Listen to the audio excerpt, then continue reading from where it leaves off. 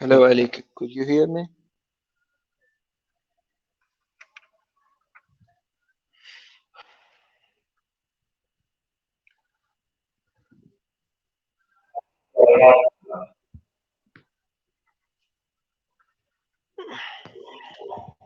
Hello.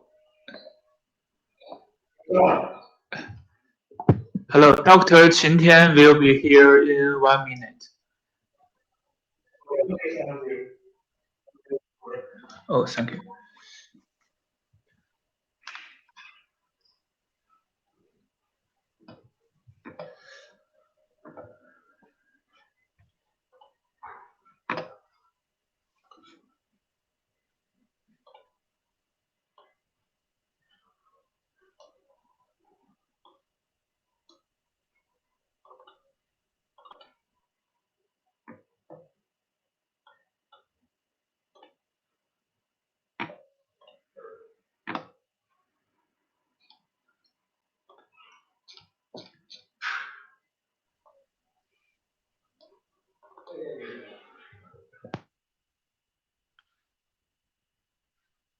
Ali, be aware to record the session, please.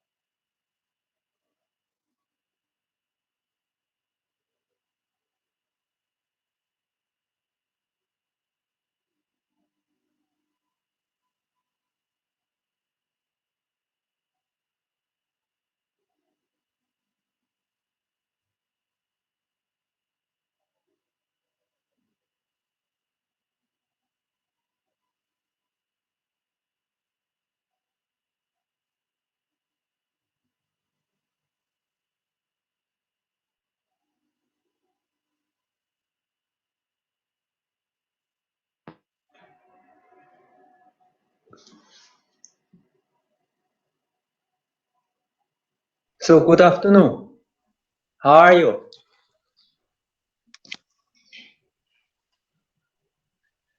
Hello and good afternoon. Actually, good morning in Iran. Nice to meet you, Dr. Tian. And yes, Ali, whenever you are ready, we can start the session.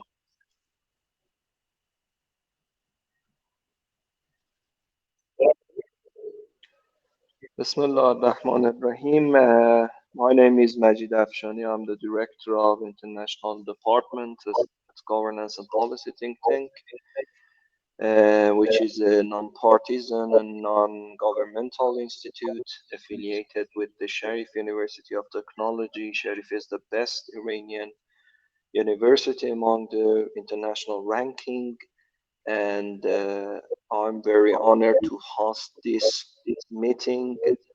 It's actually the 14th session of the International Governance Talks, which is a unique platform organized exclusively by the Governance and Policy Think Tank to host distinguished lecturers from all over the world and covering lots of issues regarding policy and governance. And we are really pleased to have today the distinguished Mr. Tian from the China Institute for Contemporary International Relations Institute.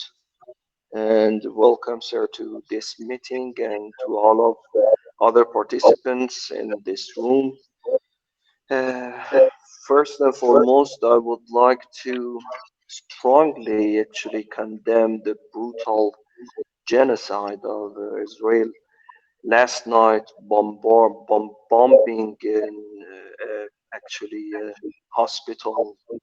More than hundreds people have been killed during last night, and we, as on behalf of my colleagues in governance and policy think tank, I would like to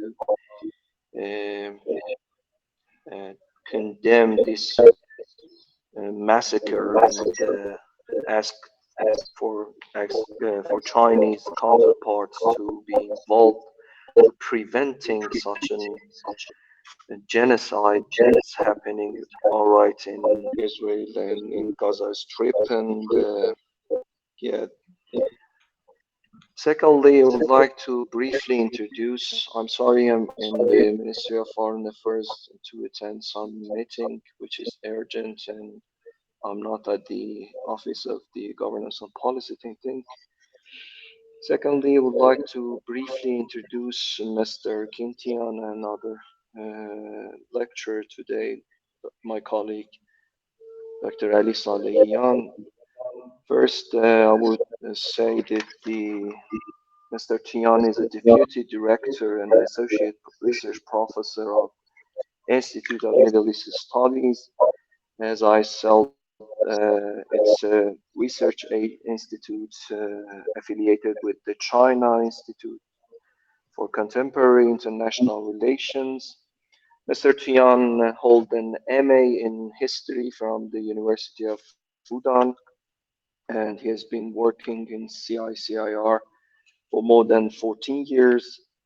He can speak Persian, and actually he is specialized in the Iran and Persian Gulf and all Middle East security uh, issues. And as far as I know, he spent 1 year in Iran and at the University of Allama Tabatabai, which I'm now studying over there, my PhD.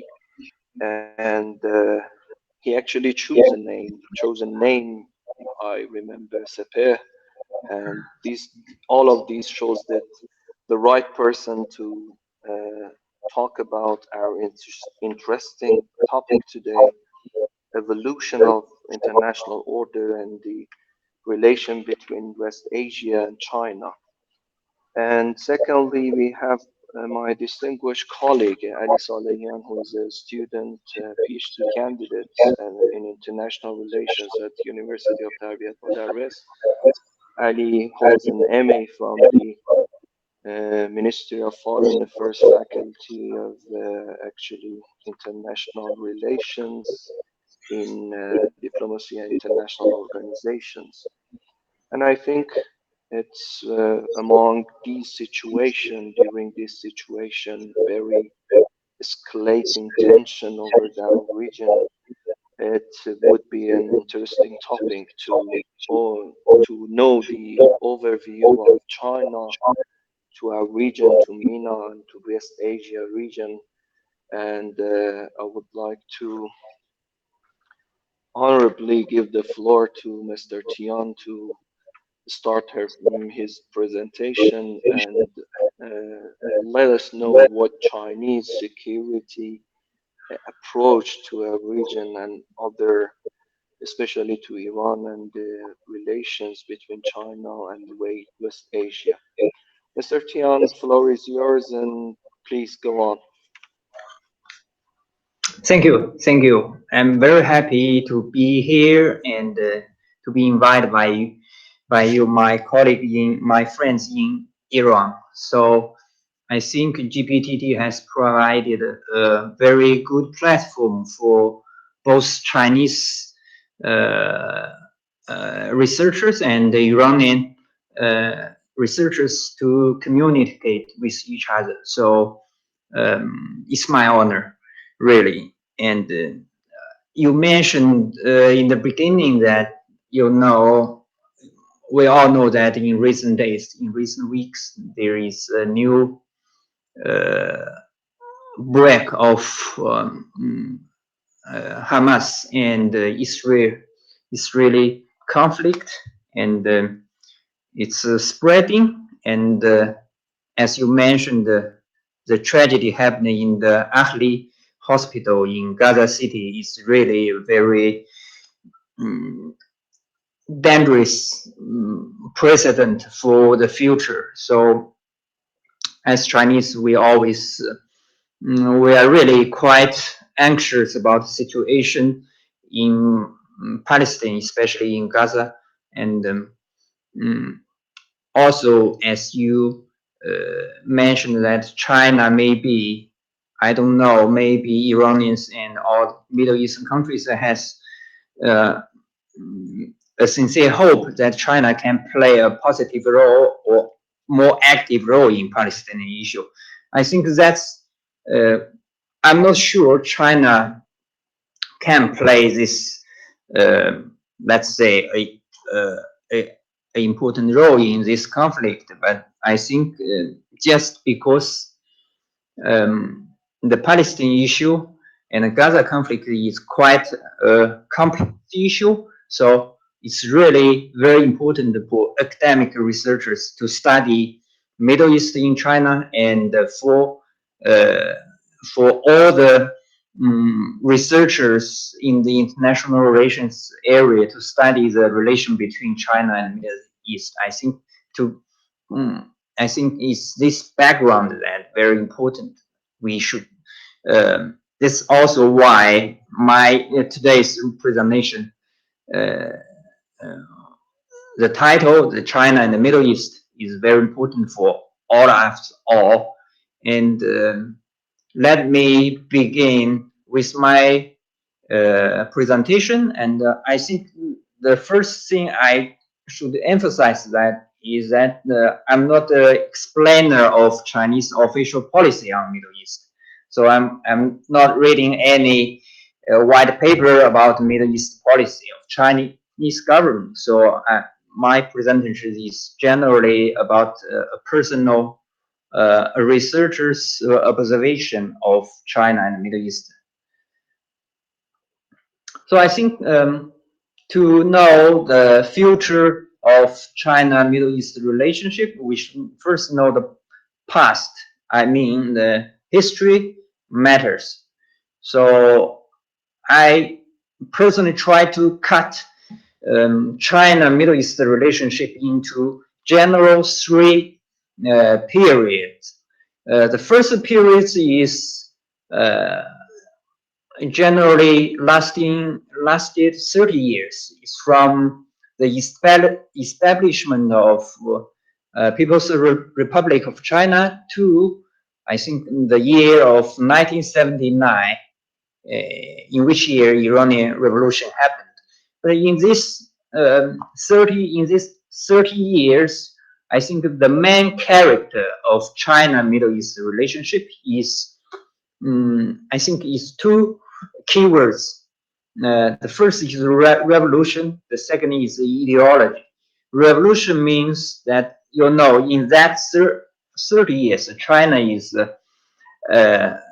a typical communist run country, and we also, the ideology of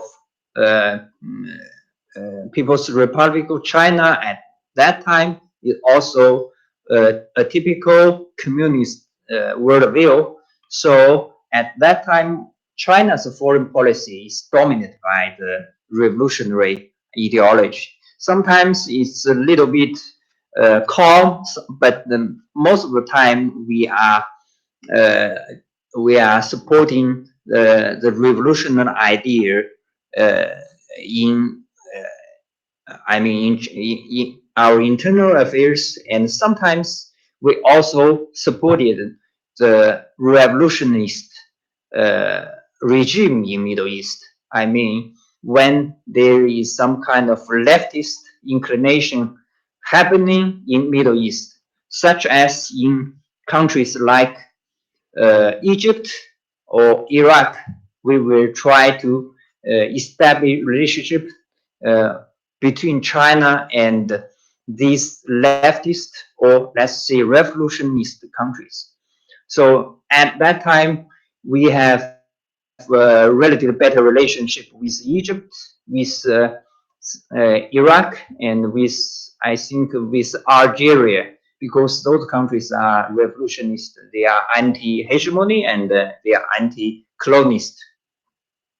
So this picture is about the first premiere of Chinese government, Zhou Enlai, and I think on the right side, this is the president of Egypt,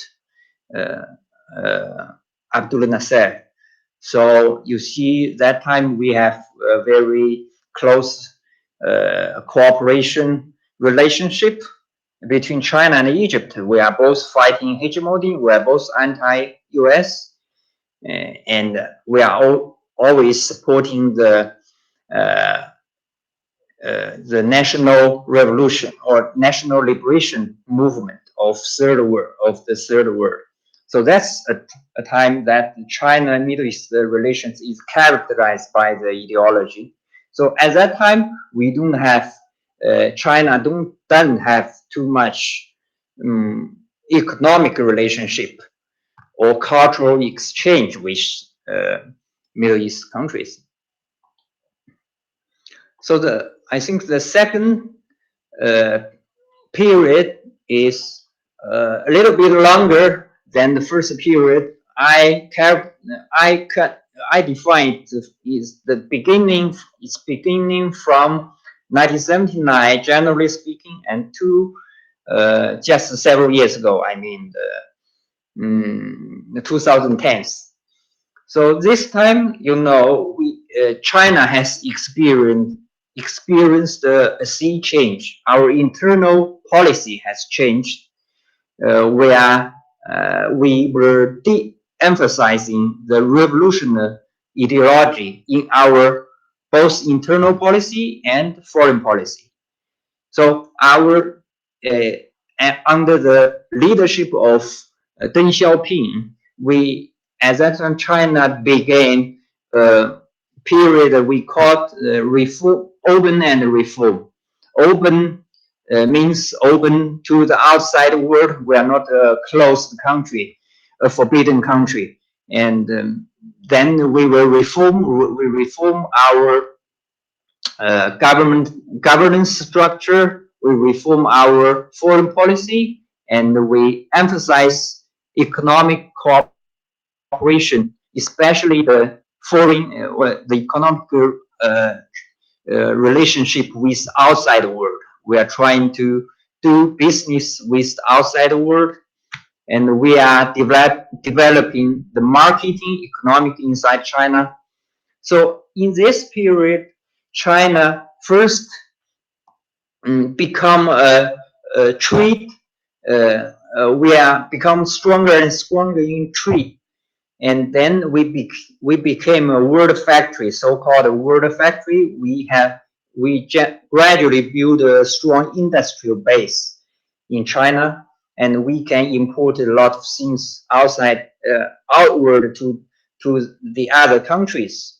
So we are seeing a booming of economic relation of China with all the other countries, and Iran is also one of them. And in this period, picture, we can see from 2009 and 2019, we can see China's trade with Middle East and North African countries has gradually increasing, and I think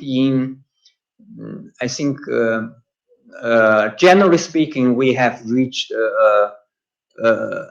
average amount of $200 billion or $300 billion per year. And I think the last year, according to Chinese statistics, so the China-MENA trade volume is already surpassing $500 billion. So it's really quite big improvement of China and the Middle East economic relationship. So this period, in these 40 years, I think in these 30 or 40 years, I think the economy is the keyword of China-MENA relationship, and I think China doesn't care too much about the Middle East internal affairs. I mean, China doesn't lot of attention to the big crisis in Middle East. We didn't participate in those kind of crisis, and we don't get involved deeply in those kind of crisis. I mean, for example, the first Gulf War and the Oslo process between Palestinian and Israel, and those kind of and all the kind of hotspots. We didn't show a very strong interest in that. Our focus is economy. We try to build a strong economic relationship and Middle East will become our one of the China's most important market in the world.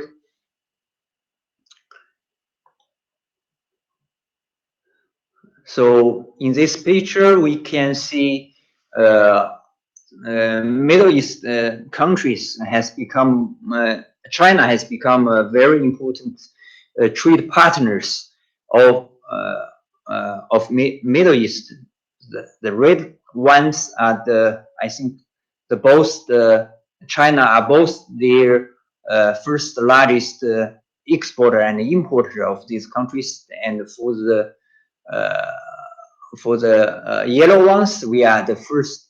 China is the first exporter, and for the green ones, we are the first destination of these countries' exportation.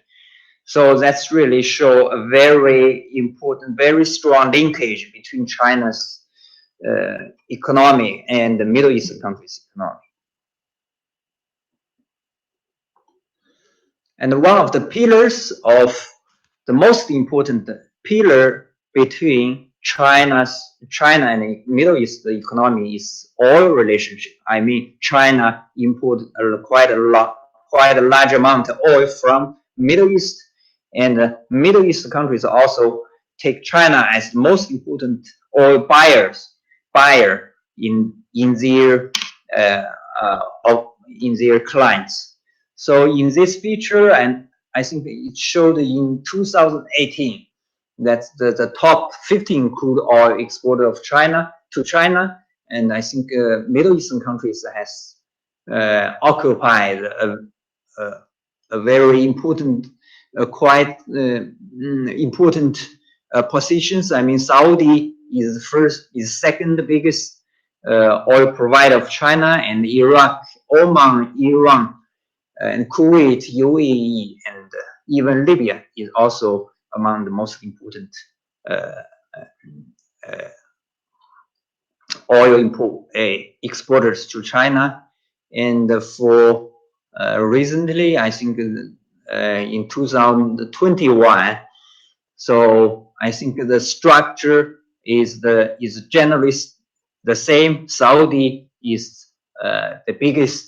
I think is the biggest one, and then Iraq, Oman, Iraq, or Kuwait, and UAE also occupy a very important place in our oil import. And I think Middle Eastern countries has occupied generally 50% of China's oil import, total oil import. So that's really shows Middle East and China's economic relationship is very important to China's development.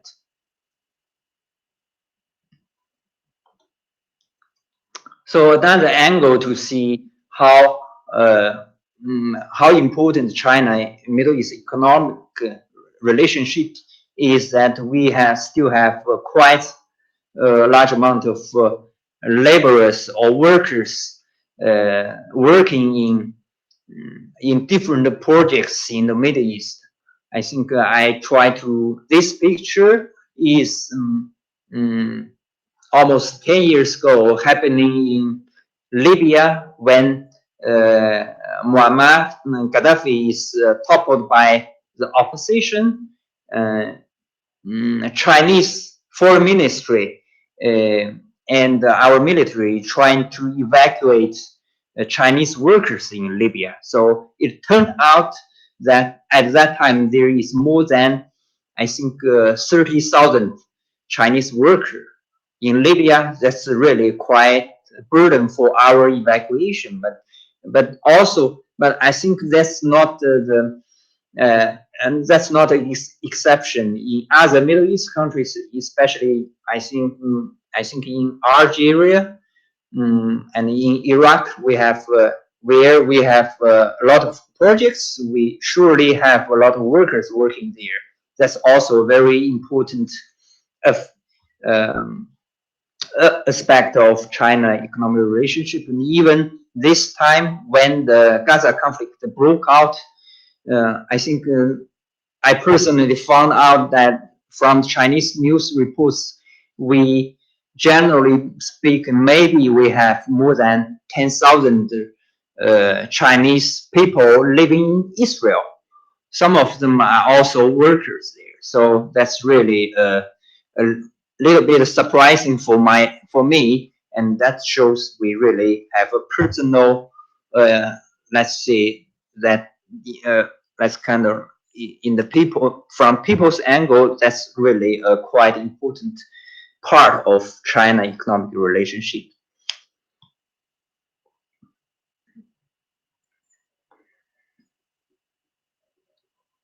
So in this period and under the President Xi Jinping from 2013, he raised an initiative named by One Belt and One Road initiative, and this initiative has many kind of it's not very concrete plan, but it's just an initiative. It's like a big framework, and many of the Chinese projects outside China, I mean overseas, can be put into this initiative.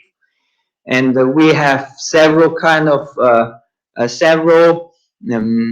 routes under the framework of Belt and Road Initiative. It means like the Silk Road initiative. Silk Road is just like this red line, and the blue line means that the seaborne Silk Road. And then there is China-Pakistan Economic Corridor, and there are some still other small branches of Belt and Road Initiative. But I'd like to emphasize that this initiative is just a framework. It's not very, it's not aimed at just one country or one area. But generally speaking, I think from this map, we can also see that Middle East occupies a very important place in the Belt and Road Initiative because of the really critical position of Middle East in the world. So that's I think under this framework, Middle East and China economic relationship has stepped a bit further under the encouragement of this initiative. And I'd like to mention today, just today, President Xi Jinping is also holding a large event. That's the third high-level forum of Belt and Road Initiative. So many countries are coming to China to discuss this initiative, to try to figure out in the future how we can promote this initiative and to build a constructive cooperation under this framework. So maybe today and tomorrow we can read a lot of news about the results of this third forum of Belt and Road Initiative. So in this period, in the second period, I mean, the economic is really a keyword of China-Middle East relationship, and maybe we don't see too much a phenomena, let's say political phenomena or military engagement of China in the Middle East. But in the third period, I will define it as 2020s and beyond. So I think in this period, it's possible that we will witness China, a comprehensive, developed China-Middle East relationship. I mean, the first period, China-Middle East relationship is defined by geopolitics, defined by ideology. The second period is defined by economy, and this third period, and it means future, I think there will be gradually emergent comprehensive cooperation relationship between Middle East and China. I think there is three pillars. I think in this, in the future, energy is still important. You know, China has a large economy, and we still need a lot of energy from Middle East. So our oil import and the gas import is still increasing, or still remain at a relatively high level. That's a little bit different from Western world, where the energy consumption is declining.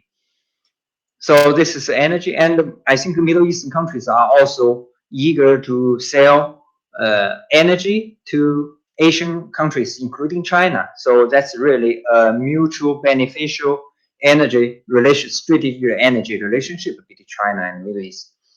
And the second pillar, I think the economic relation is more important than before, because I'd like to mention that, you know, in recent years, especially after the Trump became president of the United States, China-U.S. relations is in general, how to say, is a little bit deteriorating. So it's not as good as before. So United States doesn't like China become very strong, strong country in the world. It doesn't like China achieve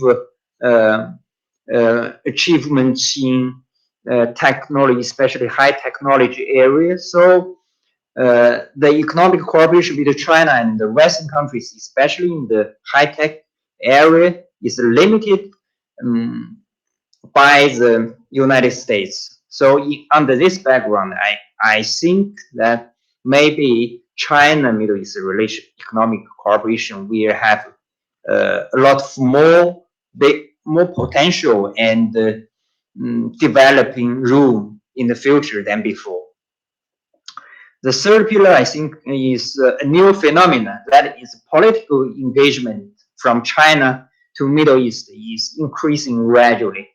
I mean, we will not stay only as a businessman in Middle East, but we also trying to play a positive role in Middle East politics to try to contribute to the Middle East stability and peace.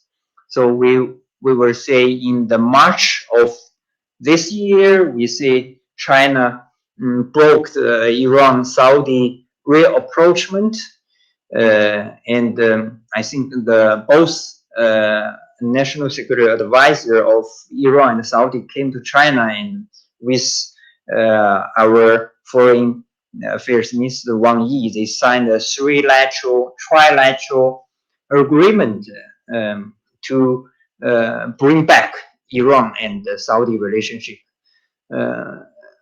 I think this achievement or this phenomenon is a signal that Chinese government would like to play a more active role in Middle East politics. But maybe because we both have a very important and deep relationship between Iran and Saudi, so our first try or our first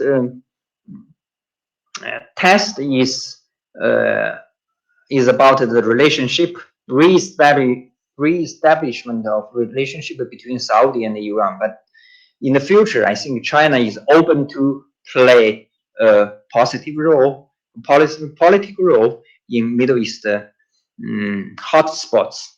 So that's if we add this political dimension to China-Middle East relationship, we can see that in the future there is really a possibility that China-Middle East relationship will become more and more comprehensive, not only ideologic, not only economic, not just energy focused, but we also have multilateral or multi-field China-Middle East relationship. So that's also what I personally hope will be a correct, right direction for China-Middle East relationship.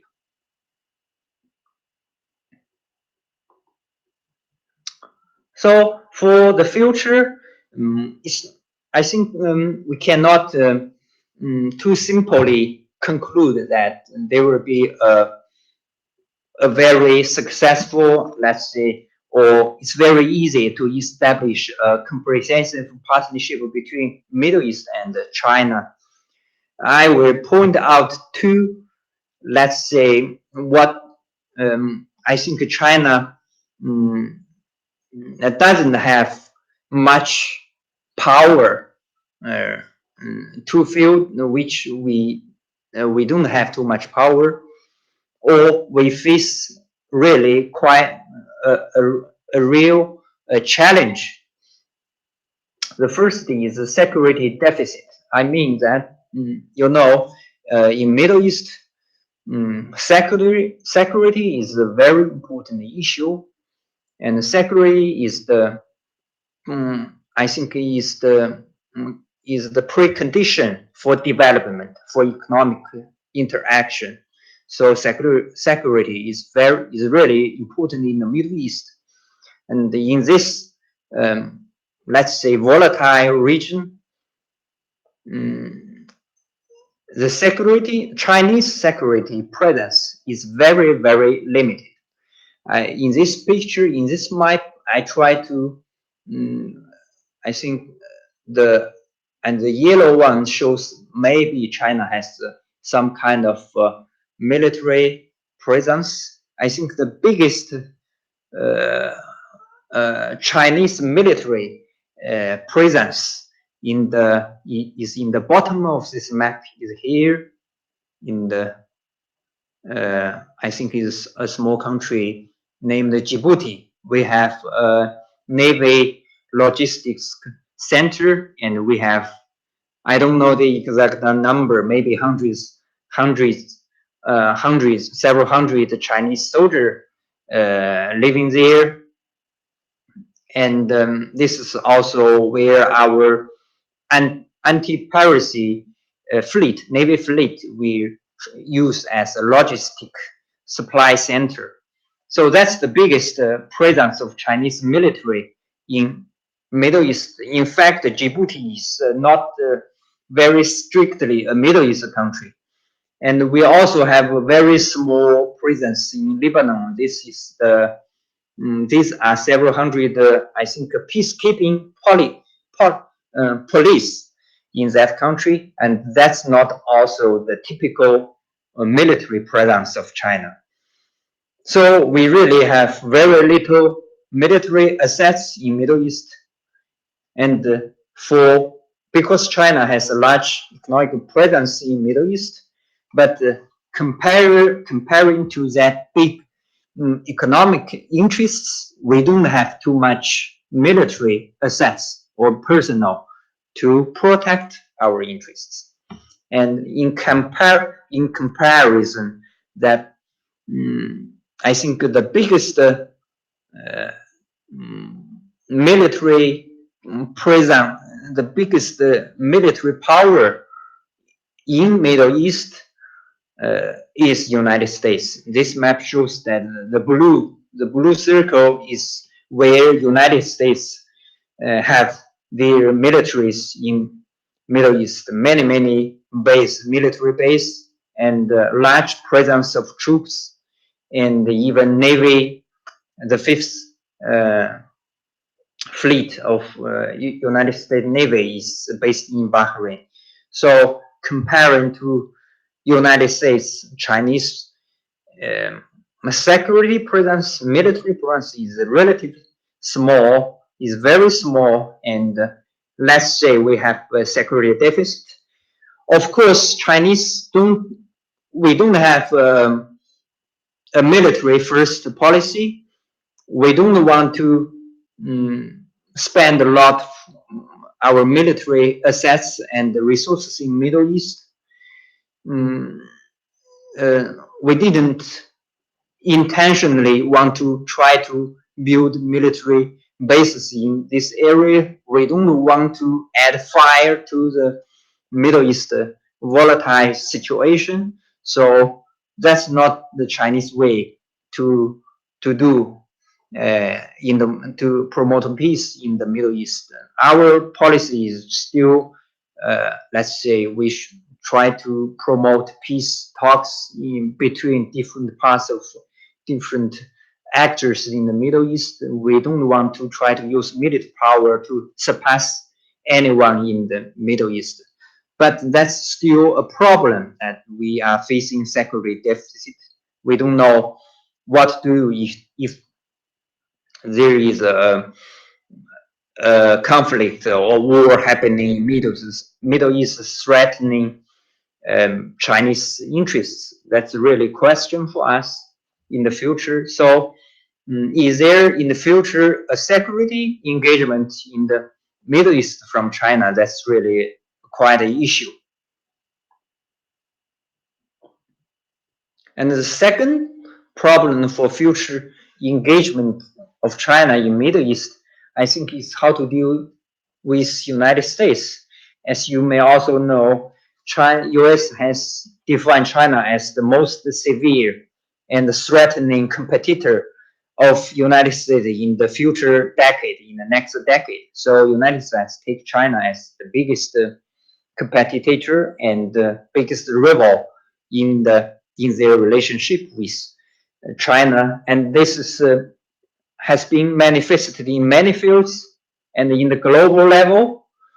So the China-US competition is really a problem for not only China but also China-MENA relationship. For example, United States is trying to make their allies, I mean the Saudi Arabia, UAE, or Bahrain, more united around United States. They try to build a kind of close partnership. United States don't want to see a scenario that China has a good relationship with Saudi Arabia. They still want to keep their fences closed to China. They don't want to see China became a very important partner of Saudi Arabia or UAE or Bahrain. So that's a partnership competition. I think the second is high-tech competition.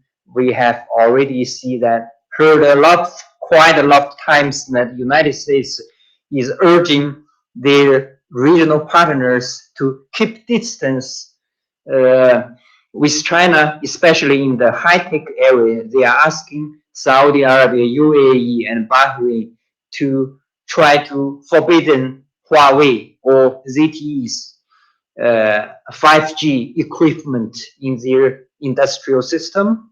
They want their allies not to use Chinese ICT equipments, but use Western standard equipments, and they don't want to see a China Middle East high technology cooperation. And there is also the third competition that happening in geoeconomic field. That showed very very clearly recently in the G20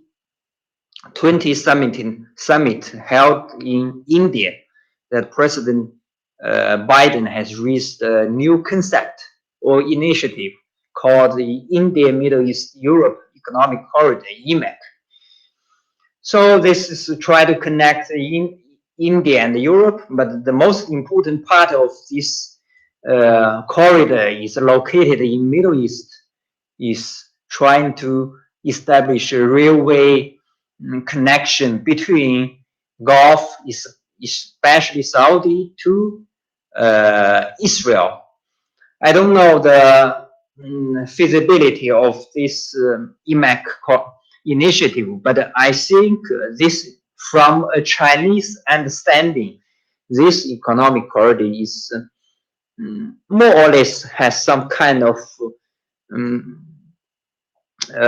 I think a metaphor that it seems like the United States want to try to compete with the One Belt and One Road initiative, try to build another version of infrastructure or transport initiative that can compete and win against One Belt, One Road, and One Belt initiative. So that's really some kind of it shows the potential risk of, let's say, United States dominated a geopolitical initiative against comparing to Chinese initiative. That's really quite a big concern, I think, for us. So in the future, I think China-Middle East relationship will be also impacted by China-US relationship, and this impact has already showed in the past several years when United States trying to persuade their allies to keep China and Chinese economic infiltration outside their borders. And in the future, I suppose that this China-US factor will be more and more obvious in the China-Middle East relationship.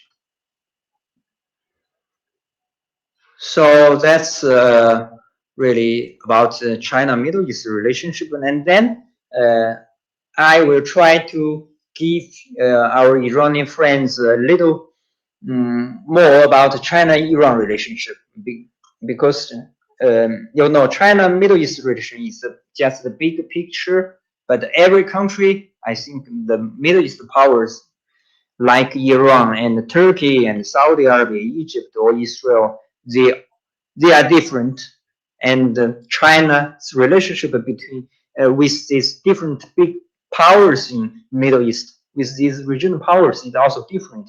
So China-Iran relationship is also what we should put emphasis on. The first part is, I think, the political interaction is very active and healthy. We have very frequent high-level interaction between our president, our ministers, and we are both principally, we are anti-hegemony. We are supporting the UN Charter, and we are supporting non-intervention policy. We are against the United States unilateral policy or unilateral sanction. So we really have a very solid political relationship between China and Iran. So that's no problem. And trade relationship is generally okay, I think, between China and Iran. So that's a picture about the last 30 years of trade relationship between China and Iran. So the general trend is increasing, but there is still a small fluctuating of trade between Iran and China. And this is generally, I think, caused by the oil price, because sometimes the oil price is going down, and then the China-Iran trade will going down a little bit, and then when the oil price is high, and the Iran trade, China trade will be relatively high, and then we are also, the trade relation is also impacted by the sanctions. When there is sanctions, for example, the first time in 2011, so we see a downside of China-Iran trade volume, and then there is under the Trump administration, there is a second round of sanctions imposed on Iran. So there is again a downside of China-Iran trade relation. But we still are importing. I'd like to emphasize that China is still importing quite a large amount of oil from Iran outside the sanctions. Just some of the companies, I think they are not afraid about the sanctions. They have no assets to expose in the United States, so they will still import large amount of oil from Iran. But that's not. I think some of the figures cannot be included in the official statistics. And then there is robust cultural ties. You see from this year's, in the spring of this year, we have China, after 3 years of COVID-19, China reopened our borders. Our tourists can go outside to visit the site, to do the sightseeing, and Iran has become a very popular destination for Chinese tourists. So there is really more and more cultural ties in all kinds of forms. But there is still some deficit in China-Iran bilateral relations. I mean, the people-to-people level misperception. So because I once lived in Iran for 1 year, so I experienced that kind of misperception personally. For example, there is cultural and religious difference. I think Iranians are still not quite understandable about why Chinese people doesn't have a religion, a religion defined by the let's say Abraham religion. So that's what I always met people ask me that what's the religion of China? What's the God of China? Why doesn't the Chinese people pray?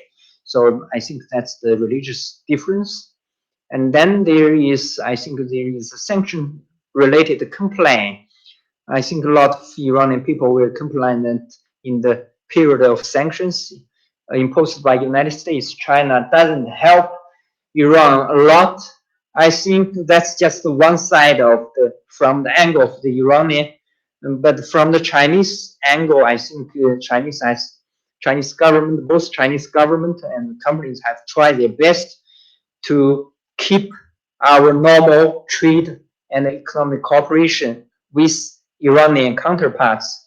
That's really so. China is still the largest trade partner of Iran. We still buy a lot of oil from Iran, and I'd like to add one dimension is that this red wine is the ZTE, a very important ICT company in China.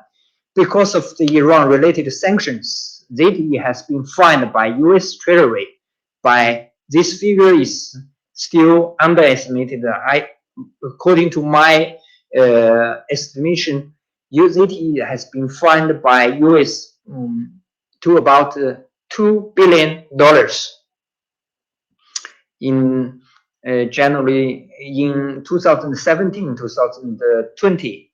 So that's really, I think that's the biggest fine imposed on an industrial company by the United States. And the reason is Iran-related sanctions. And you know, the picture showed many companies has been fined by United States, but most of them is bank or financial institutions. But ZTE is the only one in this picture that is the industrial production group, is a company, is a typical company, but fined by the United States. That shows we have really pay a lot of cost. We have sacrificed too little bit for the Iran, for violating United States sanctions. So that shows.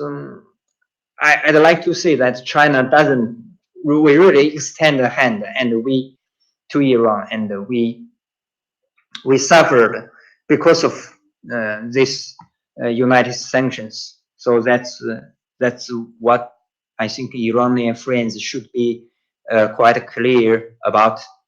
And then there is complaining about the low quality of Chinese goods.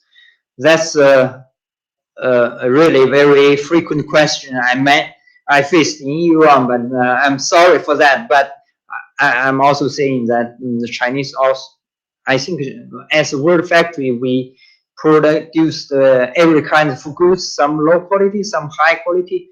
But I think generally speaking, in recent years, we are lifting our quality, the quality of Chinese goods. I think it's possible that Iran can import more and more high quality Chinese goods from China.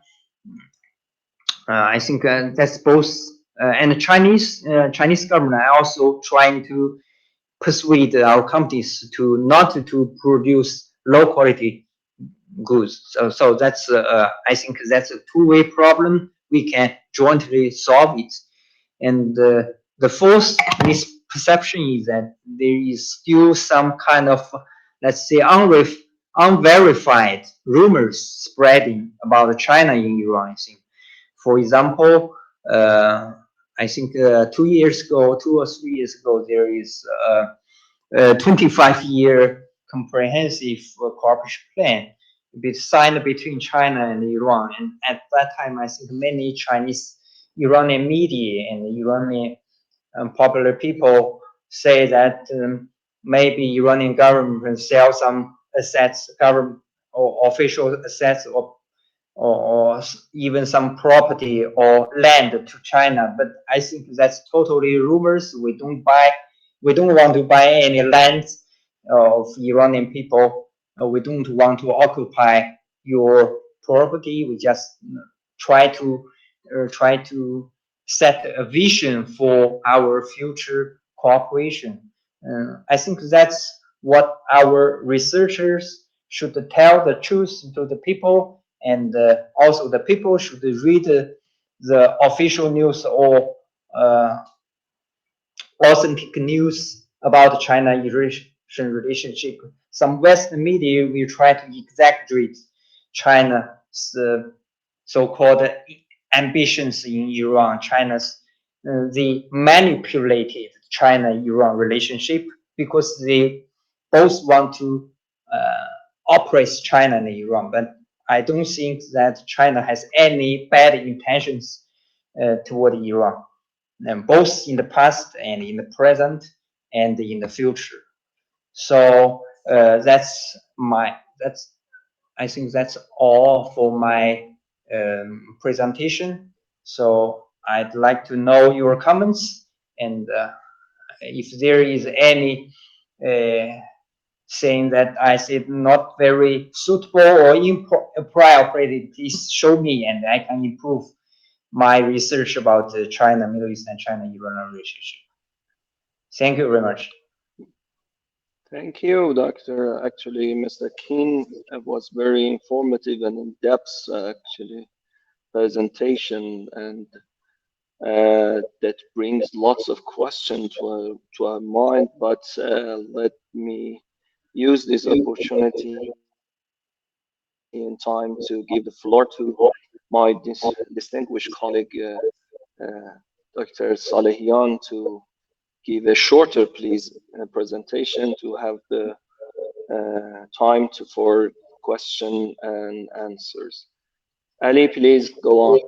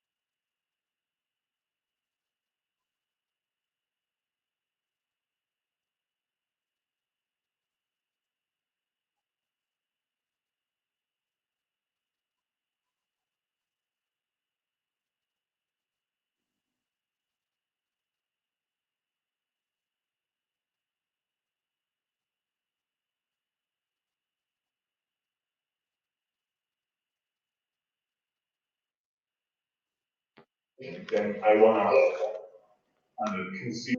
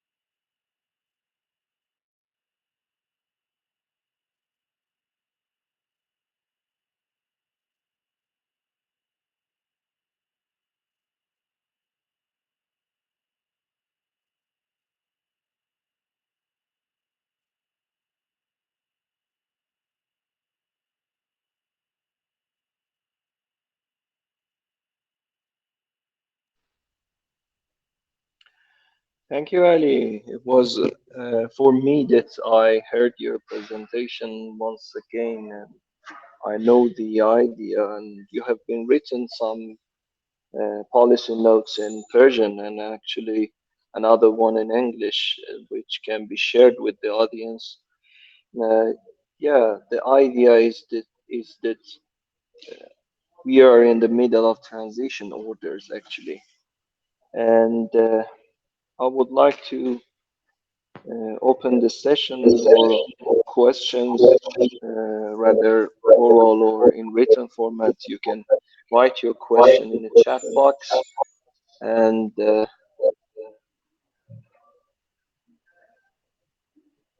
yeah,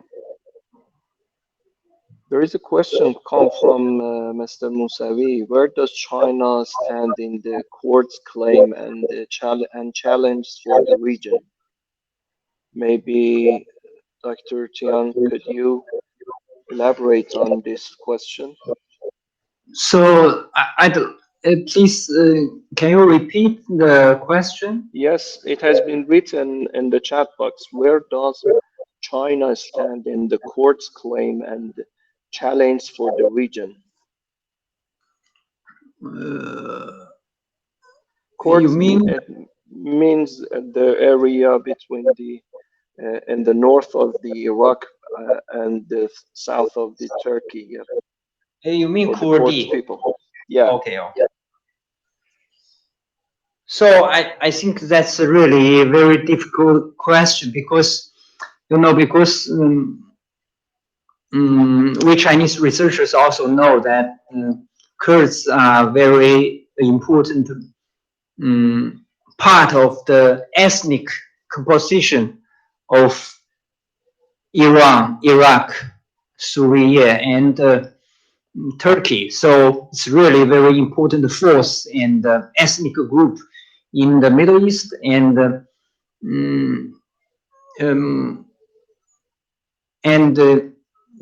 the Kurds problem, I think, is closely related to the security situation of Turkey, Iran, Iraq, and Syria. So we really pay more and more attention to the Kurds problem,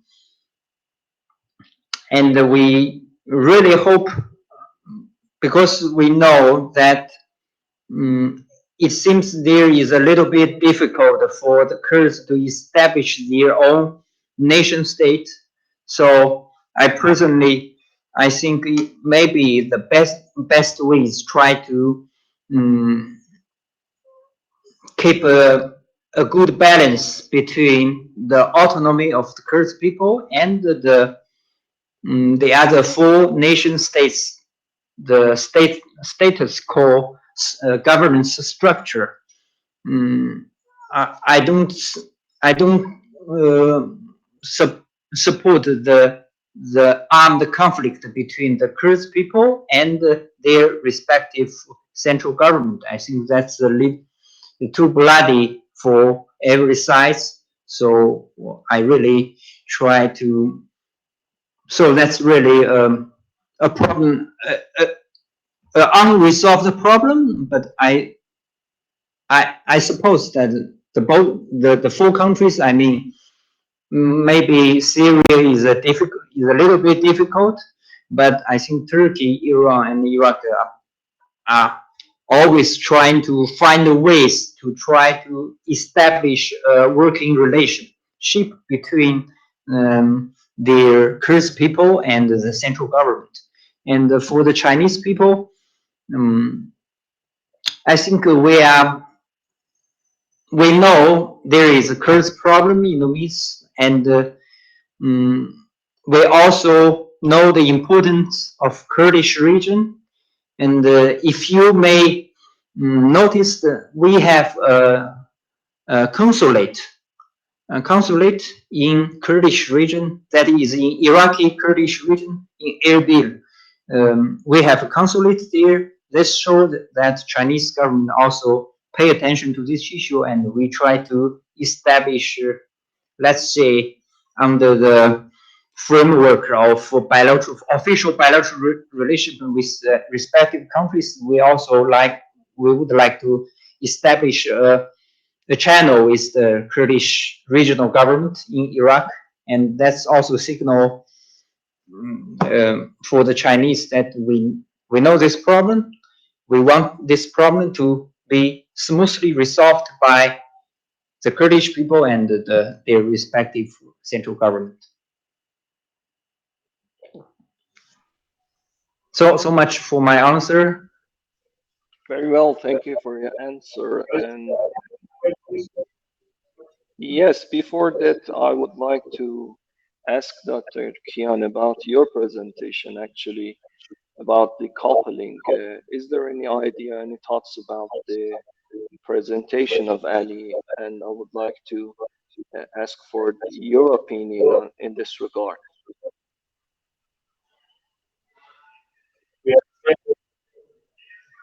Thanks, God. Please, Mr. Kian, did you understand the question? Please elaborate on your questions. Yes, I would like to ask you about the Ali presentation, about the idea and notion of decoupling, and the main core idea is that West has chose his grand strategy, actually, and is there any new shift in the policy of China towards a region because of these decoupling strategy? So I think the decoupling and the de-risking strategy by the Western side, I think they have created some problem for us,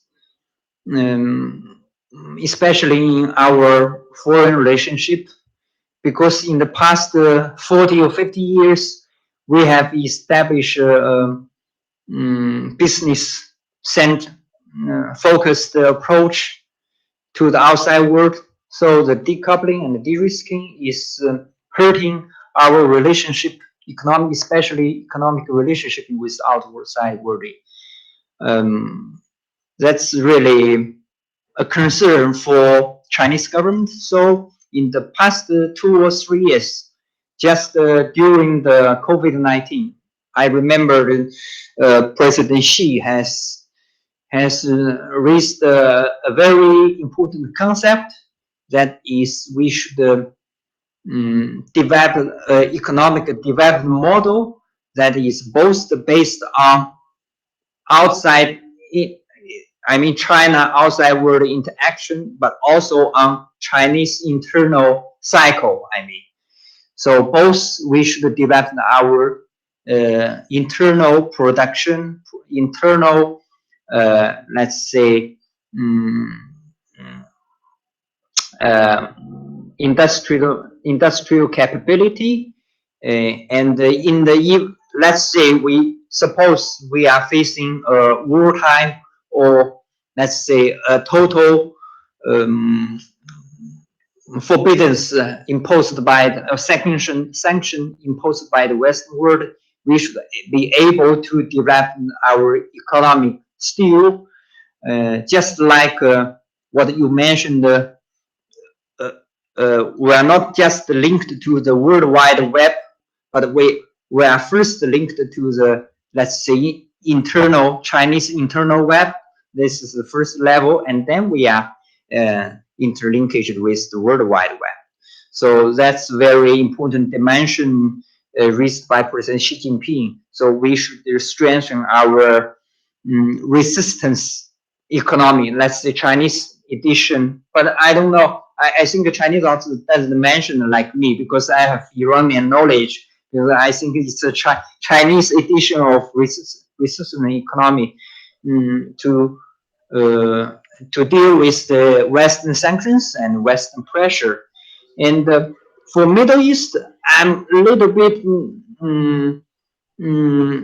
I'm not so pessimistic as Dr. Ali Saleh, because for the decoupling and the de-risking, the first level is United States, the second level is Europe, and As I think the third one is maybe Australia, Japan, South Korea, and some Asia Pacific countries. So maybe Middle East is not at the front, the first line or first front of U.S.-China de-risking.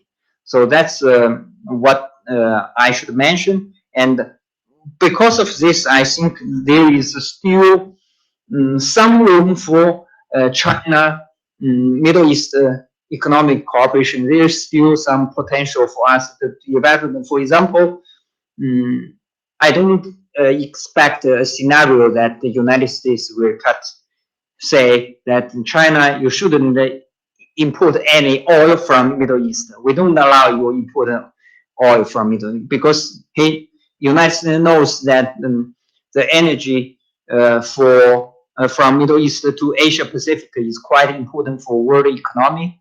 I think this, for example, from the energy angle, that the decoupling and the de-risking effect is not very obvious or not very hurting for China Middle East economic cooperation. But in some, as I mentioned, I think in some high-tech areas such like 5G and AI, I mean artificial intelligence and Internet of Things, or some kind of intelligence manufacturing. So I think in this high-tech area, China is still facing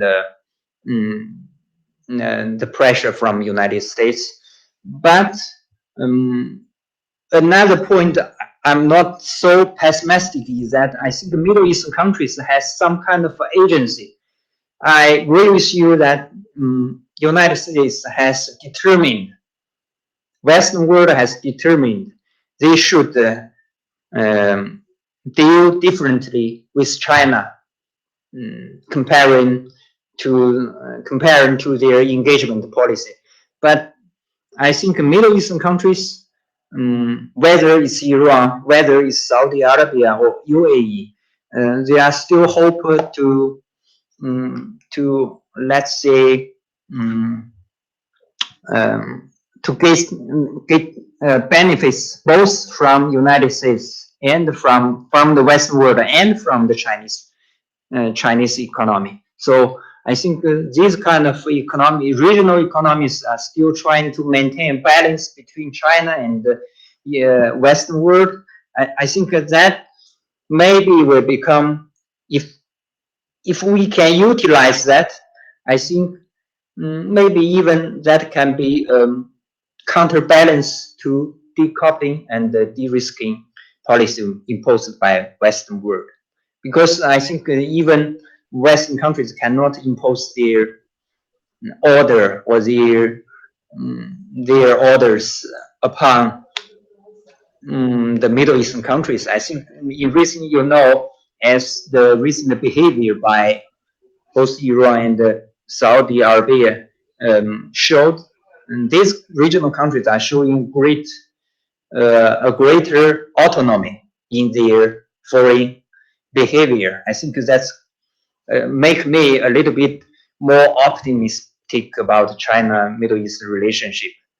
So that's my opinion about your question. But I know that I mean I'm optimistic than you, but I'm not sure how much, what percent I'm confident that we can overcome this decoupling and de-risking phenomena.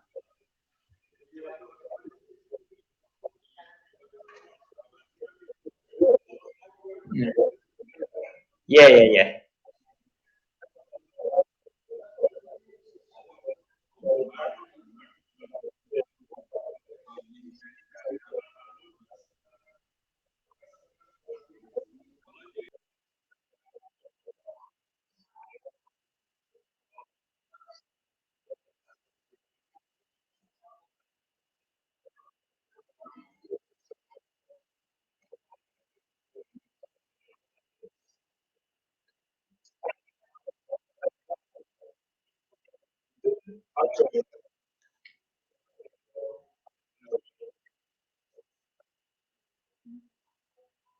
Yes, I agree with you that I also noticed that what you mentioned, that the United States has asked the Saudi to keep distance with China when if they want to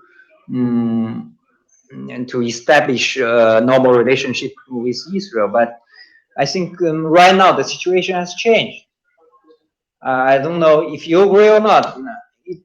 I think in the short term, the hope of normalization between Israel and Saudi Arabia seems is being put at pause. So I don't see. I don't know in the future, but it depends on the Gaza conflict. But I don't know if you agree that the situation has changed and maybe the normalization will be delayed for quite a long time.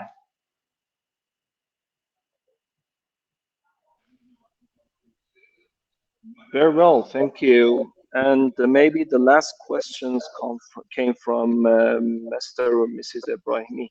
At what level do you evaluate the relations between Iran and China? Does China have a strategic view of Iran and vice versa?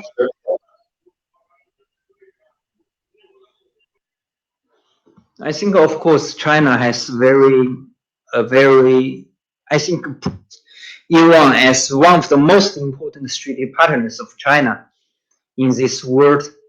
I think, firstly, we really emphasize that we have traditional, let's say, we have a very good traditionally we have a very good trade relationship. That means that we import quite a lot of Iranian oil in our total imports. So that's a very solid foundation for China-Iran relationship. And then we have in these 30 or 40 years, I mean, after the Iranian Revolution, China and Iran has generally same strategic aim, is that we are different from United States. We are the Eastern, one of the Eastern civilizations. So we are against the Western imposed world order. So we are anti-hegemony. We are anti-unilateral sanctions imposed by Western countries, especially the United States.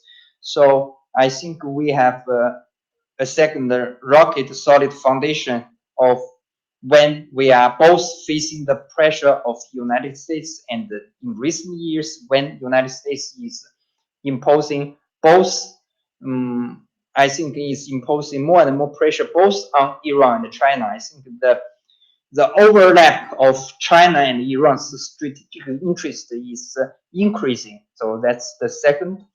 And the third, I'd like to put Iran into a regional picture. I think that China has a relatively balanced policy towards the regional powers. I mean, Saudi Arabia, Turkey, Israel, and Iran, and Egypt. And every bilateral relationship is different. For example, Saudi Arabia is the first largest oil provider of China, so we have a very strong relationship with Saudi Arabia. And Turkey is a very important partner of China, and because Turkey has, we have the Xinjiang province, there are Turkish Muslim living there, Turkish-speaking Muslim living there. So we also emphasize China-Turkey strategic partnership. So for Iran, I think China recognized very clearly that Iran is a very big country in Middle East, is a power there, not only in Iran itself, but also in your regional influence network. So you are let's say Iran is a representative of the Shia Islam. So it's a a very important power pillar of Middle East. That's our. I think that's my personal view. But I think Chinese government maybe also know and recognize Iran's importance from this angle. So Iran really occupies a very specific and important position in the Middle East, even in the Islamic world. So we are really take Iran as a very important pillar of China's Middle East policy. I think this will continue in the future. So that's my personal view of what you mean, how China see Iran strategically. And I think Iran is the, I think is generally the same. I'm not mentioning the people, the popular mass, but I think the Chinese policymakers and the strategic thinkers are also emphasize China as a very important partner of Iran.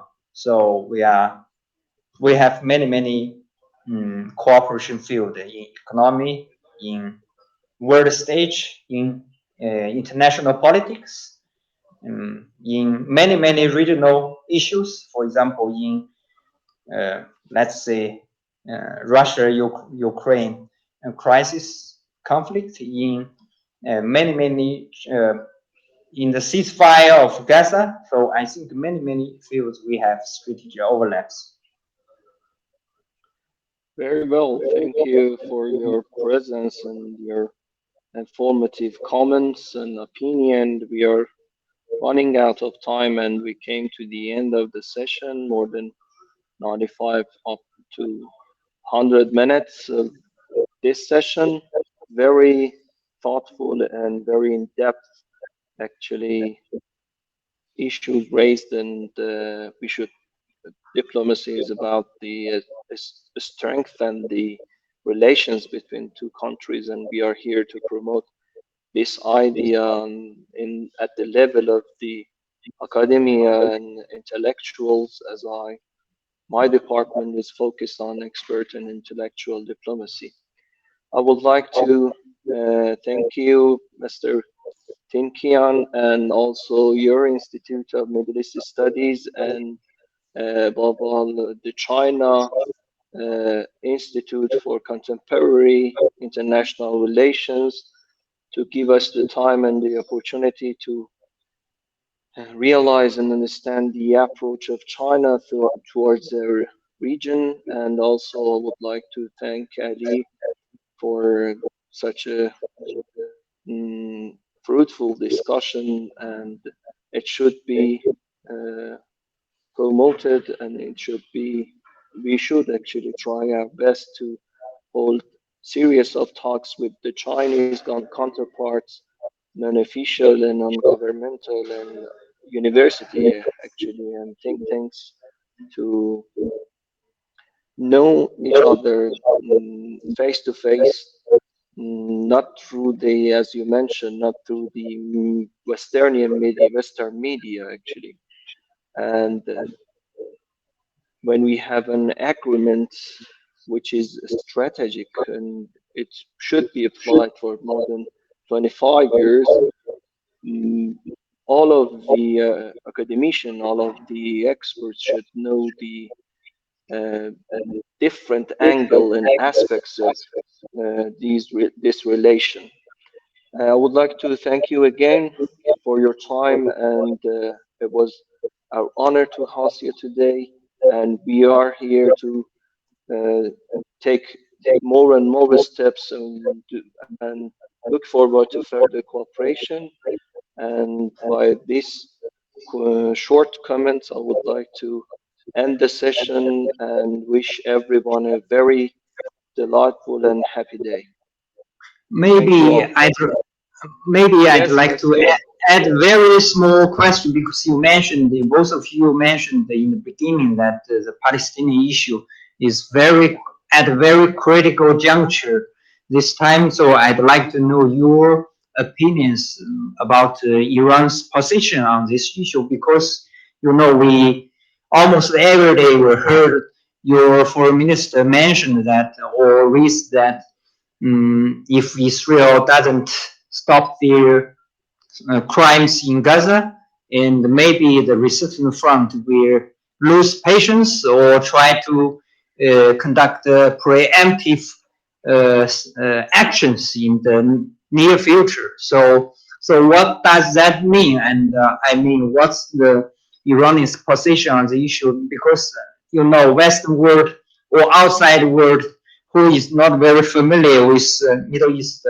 or Gaza community will think that there will be the risk of regional war or in the front of Lebanon, Hezbollah, and between Hezbollah and Israel. So what's your opinion about the potential risks of conflict between Hezbollah and Israel and even between resistance front and Israel? Yes, I would like to give a very short answer and leave the question for Ali. The official position is very clear, and I heard last night both foreign ministry of Iran and China spoke on the phone. Now it's time to prevent the more and more escalation of, as I said in the earlier, this is, if you look at the Rome actually status, it's completely a genocide. It's by any definition, it's a genocide. It's acting and it's undergoing. And yesterday we attend the meeting with the supreme leader. Well, there was a meeting with the actually elites with the supreme leader, and he officially announced the idea that if when you bomb some hospital and when all of people, all of children, women, they're trying to save their life, the safest place is hospital. And when you bomb hospital and schools, it's obvious that it's not a act of not an act of human actually. It's they're pursuing to eradicate the Palestinian from north of Gaza, and officially we condemn it. When now it's the time to prevent more and more escalation, because you cannot prevent the Muslim all over the world to not involve and actually uh, not react to such brutal act. And yeah, this is my idea. Ali, do you want to add some comments?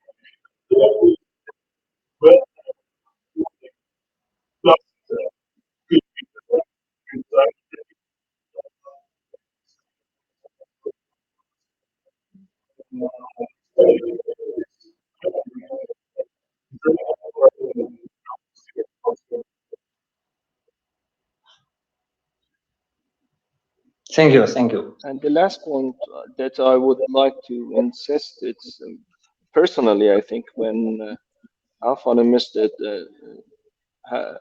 goes on phone with the European ministry to ask for involvement and mediate to such a ceasefire or such stop this massacre.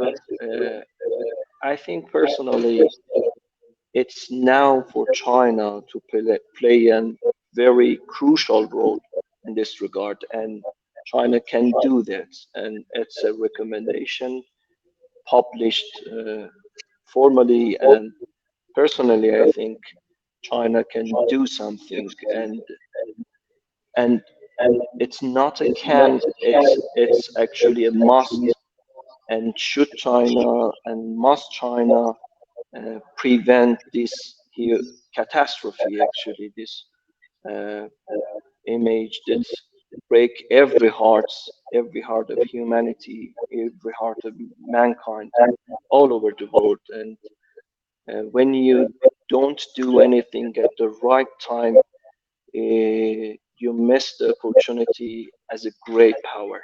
Yeah, the end of the recommendation, and maybe end of this session, is this idea that everybody and every government that can do something right now, do it, because lots of people are being killed every hour. Yeah.